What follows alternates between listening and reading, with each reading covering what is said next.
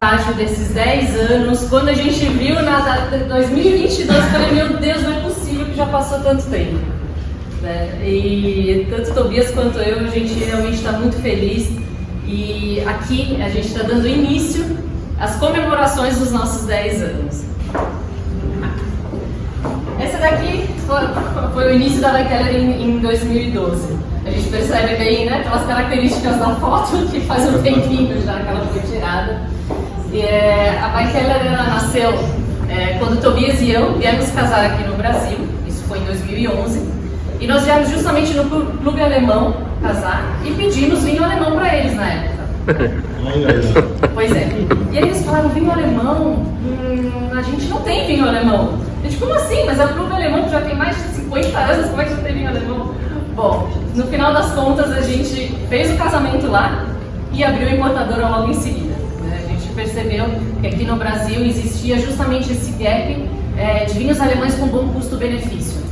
No começo tinha a famosa garrafa azul, né, que era uma tragédia, e tinham vinhos muito caros, né? Já existiam importadoras que traziam vinhos, mas na época, né, se a gente for calcular agora, mas na época o vinho já custava 300, 400 reais. Isso era quase inviável, porque as pessoas não estavam acostumadas com esse tipo de vinho, muito menos em gastar esse dinheiro, né, para poder adquirir uma garrafa nessa experiência, né? Ninguém sabia o que tinha lá dentro direito. Então, nós voltamos para a Alemanha e vimos muitas vinícolas bem pequenininhas, bacanas, né? A família do Tobias ela já trabalha com a gastronomia em muitas gerações, eles eram produtores de linguiça. E nisso conheciam também justamente essas vinícolas. O Tobias vem da região da Pfalz, então é um dos maiores produtores de vinho, né, da Alemanha. E fomos garimpando então de leve essas vinícolas para começar a trazer para o Brasil. Minha primeira foi justamente a Heinz Pfaffmann, né? Esse daqui é o Sr. Pfaffmann, que está à frente da vinícola até hoje. E nesses 10 anos aconteceu muita coisa, inclusive duas crianças. A multiplicação. A multiplicação não só dos vinhos, né? E uma outra coisa muito importante que aconteceu também foi a criação de uma nova marca chamada Chef Tobias Linguiçaria. Isso aconteceu em 2016, exatamente pelo mesmo motivo. O Tobias chegou aqui realmente para morar no Brasil e viu que não tinha as linguiças que ele estava acostumado a comer na Alemanha e que a família dele já produzia há muito tempo. O principal diferencial aqui é de não ter nenhum aditivo químico na produção das linguiças, coisa que no Brasil é exatamente o contrário, né? Se achar uma linguiça que realmente não tenha conservante e não tenha um monte de químico lá dentro, é quase impossível. Então, com isso, a gente começou a produção em 2016 e hoje em dia a gente tem não só as linguiças, mas também outros pratos, alguns típicos alemães e outros de criação do Tobias. E como que a Vai Keller se posicionou nesse tempo todo? Né? Quando a gente chegou aqui no Brasil com os vinhos, a gente percebeu que existiam, na verdade, 3 tipos de clientes na época.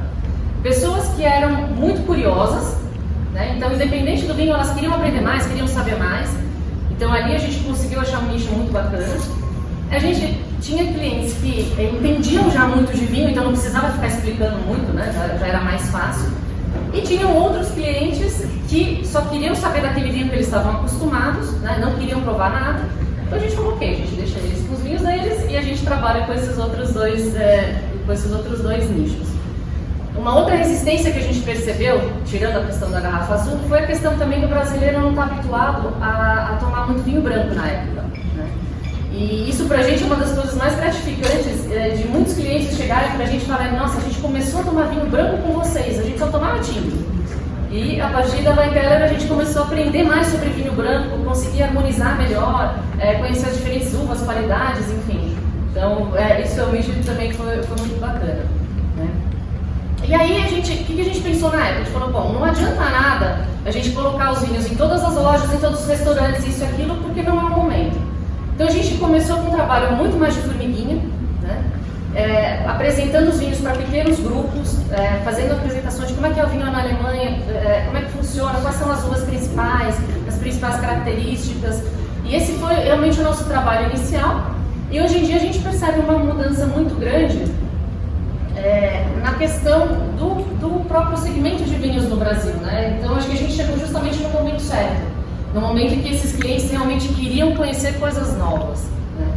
Uma coisa que a gente percebe também, uma diferença muito grande de 10 anos para cá, é a questão da brigada nos restaurantes. Eles estão muito melhor preparados, né?